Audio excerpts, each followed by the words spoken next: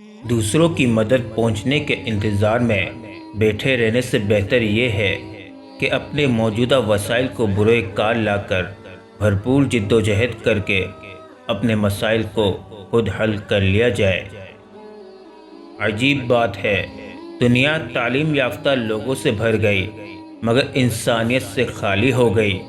پہلے دو لوگ لڑتے تھے تو تیسرا صلح کروا دیتا تھا، لیکن اب تیسرا ویڈیو بناتا ہے۔ جب زندگی کی سمجھ آنے لگ جائے تو پھر پہلا حق خاموشی کا ہی بنتا ہے۔ جب آپ سے کوئی مدد مانگے تو یہ سوچ لیں کہ اس نے آپ سے پہلے اپنے رب سے مدد مانگی تھی اور رب نے اسے آپ کا پتہ دیا۔ جو کسی کا برا نہیں چاہتے ان کے ساتھ کوئی برا نہیں کر سکتا، یہ میرے رب کا وعدہ ہے۔ توبہ کی مہلت ملنا بھی اللہ کا ایک بہت بڑا احسان ہے۔ نیکیاں کرتے جاؤ اور دریا میں ڈالتے جاؤ۔ جب کبھی زندگی میں طوفان آیا تو یہی نیکیاں کشتی بن جائیں گی۔ اکثر لوگ لڑائی کے دوران یہ بات کہہ کر لڑائی جاری رکھتے ہیں کہ ہم سے غلط بات برداشت نہیں ہوتی، حالانکہ غلط بات برداشت کرنا ہی تو صبر ہے۔ صحیح بات برداشت نہیں کی جاتی، تسلیم کی جاتی ہے۔ دنیا میں سب سے زیادہ مطمئن وہ لوگ ہیں جو اپنے معاملات اللہ کے سپرد کر دیتے ہیں۔ تلاش میں بیت گئی ساری زندگی، اب پتہ چلا کہ خود سے بڑا کوئی ہمسفر نہیں۔ خاموشی سب سے زیادہ آسان کام اور بہت زیادہ نفع بخش عادت ہے۔ جس کاپی پر تمام مضامین کی ذمہ داری ہوتی ہے، اکثر وہ رف کاپی بن جاتی ہے۔ زندگی چھوٹی نہیں ہوتی، ہم جینا ہی دیر سے شروع کرتے ہیں۔ جب تک راستے سمجھ میں آتے ہیں تب تک لوٹنے کا وقت ہو جاتا ہے۔ خاموشی بہترین ہتھیار ہے، خاص طور پر اس وقت جب لوگ آپ سے چیخنے کی توقع کریں۔ کسی کو دیا گیا ایک آنسو عمر بھر کی عبادتوں پہ پانی پھیر سکتا ہے۔ جو لوگ کہتے ہیں کہ نیکی کا زمانہ نہیں رہا، وہ دراصل انسانوں سے نیکی کا صلہ چاہتے ہیں، اور جو لوگ اللہ کی رضا کے لیے بے لوث ہو کر نیکی کرتے ہیں، ان کے لیے ہر زمانہ نیکی کا زمانہ ہے۔ اپنی زندگی میں خود روشنیاں پیدا کرو، یقین جانو تمہارے اپنے علاوہ کوئی تمہارا وفادار نہیں ہے۔ چراغوں سے نہ پوچھو کہ باقی تیل کتنا ہے، نہ ہی سانسوں سے پوچھو کہ باقی خیل کتنا ہے۔ پوچھو صرف کفن میں سوئے ہوئے انسانوں سے، عمل زندگی میں ہو تو قبر میں چین کتنا ہے۔ پنچھی اور انسان اگر کسی اور کے دانے کے عادی ہو جائے تو انہیں آزاد کر دینا چاہیے۔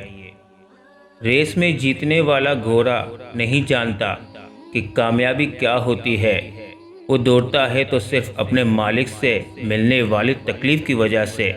تو آپ کبھی بھی اپنے آپ کو تکلیف میں پاؤ تو سمجھ جانا کہ تمہارا مالک خدا چاہتا ہے کہ جیت تمہاری ہو۔ اگر آپ کو اپنی ذات میں کوئی عیب نظر نہ آئے تو یہ سب سے بڑا عیب ہے۔ جس امت کو قبرستان سے گزرتے وقت مردہ کو سلام کرنے کا حکم ہے، وہ اب اتنی بے حس ہو چکی ہے کہ زندہ کو بھی بغیر مطلب سلام نہیں کرتی۔ اللہ سے مانگو، بے حساب مانگو اور بلا جھجک مانگو، کیونکہ وہی ایک ذات ہے جو واپسی کا تقاضا نہیں کرتی۔ سبحان اللہ۔ غریبوں کی ہائے اور فارغ لوگوں کی رائے کبھی نہیں لینی چاہیے۔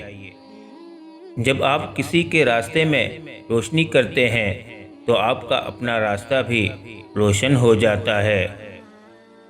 دنیا کے سامنے چیخنے سے اچھا ہے اللہ کے سامنے رو لو۔